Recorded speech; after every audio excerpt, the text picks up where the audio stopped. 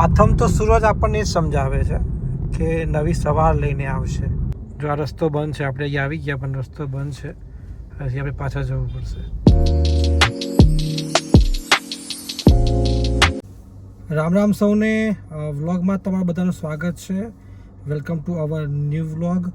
અને હોપ કે તમને વિડીયો જે આવી રહ્યા છે પસંદ આવતા હશે. આવતા હોય તો જરૂરથી એક કોમેન્ટ કરજો, એક લાઈક કરજો, જેથી અમને ખ્યાલ આવે કે મારી કરેલી જે મહેનત છે એ તમને પસંદ આવી રહી છે. અને આપણે આપણા ઘરે આવ્યા હતા, મમ્મી પપ્પા જોડે મળ્યા અને બસ હવે મોડાસા નીકળી રહ્યા છે. ગુજરાતના એકમાત્ર જે સુતેલા હનુમાન દાદાજીની જે મૂર્તિ છે, ભીડભંજન હનુમાનજી મંદિર, ત્યાં આપણે દર્શન કરીએ. સૌથી મહત્ત્વની વાત, આપણે એક નવું પોડકાસ્ટ કરવા જઈ રહ્યા છીએ. આપણા જે પરમ પૂજ્ય દાદા છે હીરા દાદા, એમના જે અનુભવ છે બાબા રામદેવજી એ ભગવાન માટેના, એમને જે પરચા મળેલા છે, રામદેવજી ભગવાનના જે પરચા છે, એનો એક વિધિવત પોડકાસ્ટ આપણે તમને બતાવવા જઈ રહ્યા છે. ખૂબ ટૂંક સમયમાં આપણે એ બતાવીશું. તો જરૂરથી અત્યારે ચેનલને સબસ્ક્રાઈબ કરી લેજો, જેથી શ્રદ્ધા અને આસ્થાની કેડી ઉપર એક આખું જીવન જેમને જીવી નાખ્યું છે હીરા દાદાનું, જે એમને જે વિચારસરણી છે જિંદગી જીવવાની, એ તમને જાણવા મળશે.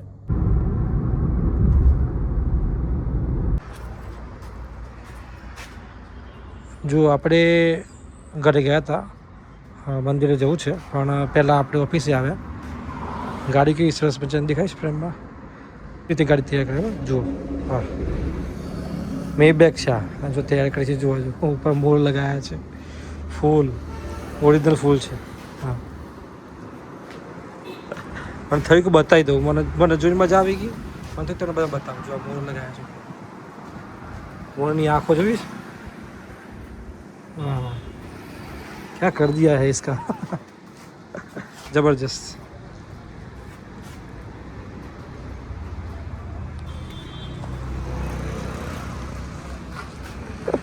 સર જોરદાર.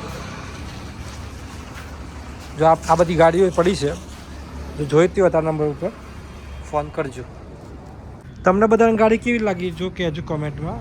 અને જો આ બે સરસ મજાના મોર છે, બે વ્યક્તિઓ પડીને આવે, બે મોર જોઈએ જ ને. અમિતભાઈની ગાડી પસંદ આવી ગઈ, જો એ લોકો એ વિડીયો લઈ રહ્યા છે તેના ફોનમાં.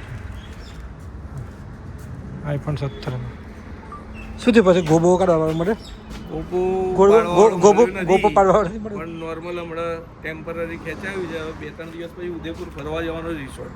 હા, એ રિસોર્ટમાં ગયા પછી અહીંયા ગાડી મૂકી દઈશ તો 3 દિવસ પછી ગાડી મને મળી જશે. ઓ તમે જે લાસ્ટ ફ્રેમ જોઈ ત્યાં આપણે ઘરે આવી ગયા હતા, અને હવે બાળકોને લઈ, બાળકોમાં એટલે સાનવી એકલી આવે છે મંદિરે,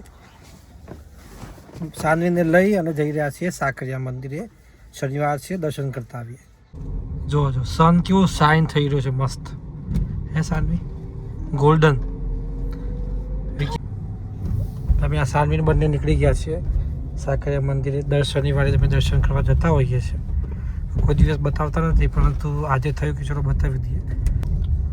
જો એઝ યુઝ્યુઅલ પહેલે ચોકડી અમારી ટ્રાફિક ફરજિયાત હોય જ. It's okay, happen.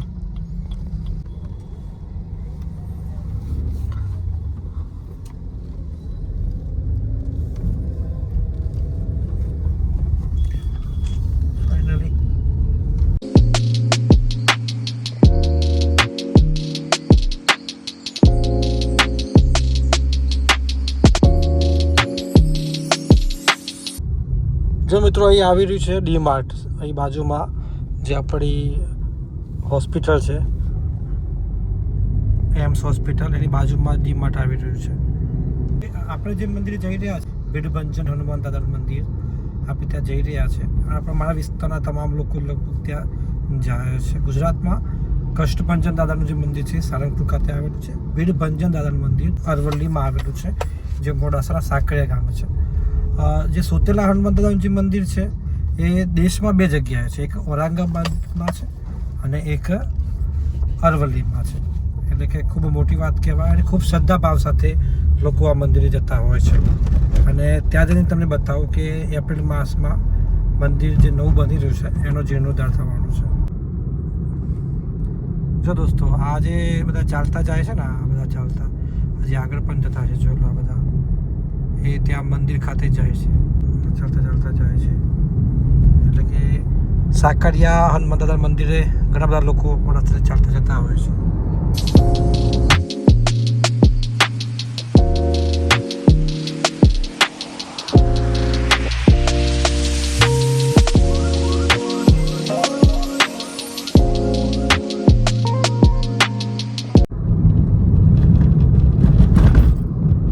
આથમ તો સૂરજ આપણને જ સમજાવે છે કે નવી સવાર લઈને આવશે. કેમ સાનું? પપ્પા અને દીકરી બંને મંદિરે જઈ રહ્યા છે. અને આપણે જો આ મેઇન ગેટ છે, જીસીબી હાલ કામ કરી રહ્યું છે. આ ગેટથી અંદર જઈશું. બોલો હનુમાન દાદાની જય. જો આ રસ્તો બંધ છે, આપણે અહીંયા આવી ગયા પણ રસ્તો બંધ છે. હજી આપણે પાછા જવું પડશે. જો કોઈ મિત્રો અહીંયા આવતા હોય તો હમણાં ના આવતા, કામ ચાલુ છે પુલનું. એટલે જે રસ્તો છે આગળનો સાકરિયા મોડાસાથી સાકરિયા પહેલાંનો જે રસ્તો છે એ રસ્તા થઈને આવો છો. અમે આજે પાછા જઈ રહ્યા છીએ.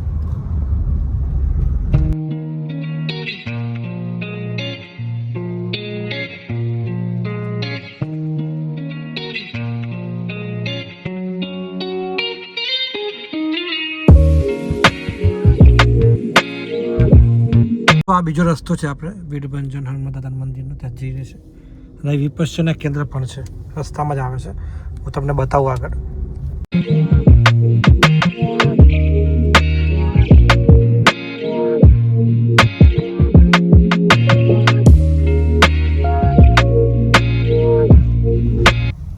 હું ગયા શનિવારે જ્યારે આવ્યો ને, ગયા શનિવારે ત્યારે એ રસ્તો ચાલુ હતો, એટલે એના કારણે જ આજે એ રસ્તા ઉપર ગયો હતો.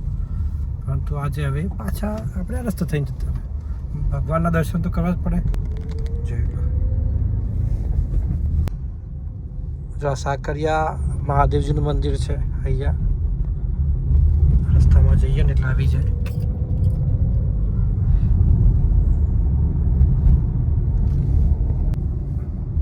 જો મિત્રો આ રહ્યું વિપશ્યના કેન્દ્ર, જ્યાં બધું આ ફોન તેમજ એનાથી દૂર રહી અને અહીંયા આવતા હોય છે મેડિટેશન માટે. વિપશ્યના કેન્દ્ર છે જે આપણે હનુમાન દાદા મંદિર જઈએ સાકરિયા ત્યાં રસ્તામાં જ આવે છે. જો આપણું આવી ગયું યાત્રાધામ, જે હનુમાન દાદાનું મંદિર છે વીરભંજન. આ એક તરફ રસ્તો છે અને આ બીજો રસ્તો છે જે આગળની તરફ જાય છે. મોસ્ટલી લોકો અહીંયા આવે છે ને અંદર પાર્ક કરતા હોય. જો બતાવું તમને, જો અંદર પાર્કિંગ છે. હાલ મંડપ બંધાઈ રહ્યો છે અને આપણે આ તરફ જઈ અને મંદિર તરફ જઈશું. વાહ, જો સાનુન બંને પહોંચી ગયા છે મંદિરમાં. જો આ સરસ મજાની ભીડ છે. અને આ રહ્યું દાદાનું મંદિર. જો 22, 23, 24 એપ્રિલે અહીં શું કહેવાય પ્રાણ પ્રતિષ્ઠા મહોત્સવ ઉજવવાનો છે.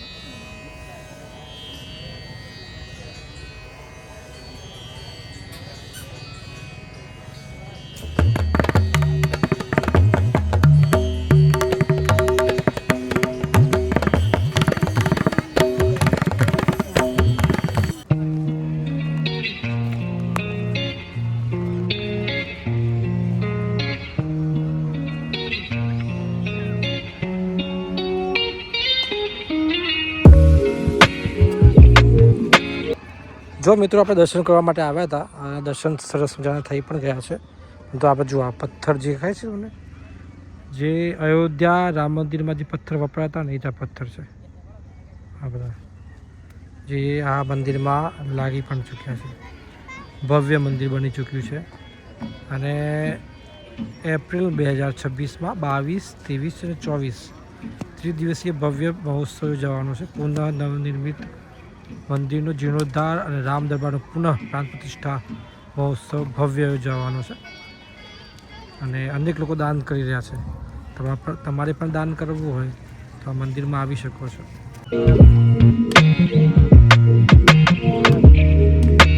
અમે સાનવીને બંને દર્શન કરી લીધા. સાનુ બસ સદી માટે દોડીશ.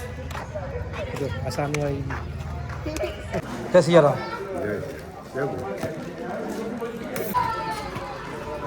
સાનવી બેને ચા પી લીધી, નાસ્તો કરી લીધો. જે આ મંદિર છે ને એ પાંડવ કાળ વખતનું છે. પાંડવ કાળ વખતે એવું કહેવાય છે કે ભાઈ પાંડવો અહીં આવ્યા હતા અને એમની જે આ મૂર્તિ છે અને અહીંયા આવ્યા હતા અને એ વખતનો ઇતિહાસ છે. સાનવીન બંને દર્શન કરીને આવી ગયા. આપણી ગાડી અને બહુ જ ભગવાનના સરસ દર્શન થયા. તો ગાડીમાં જઈને તમને અમુક વાત કરું.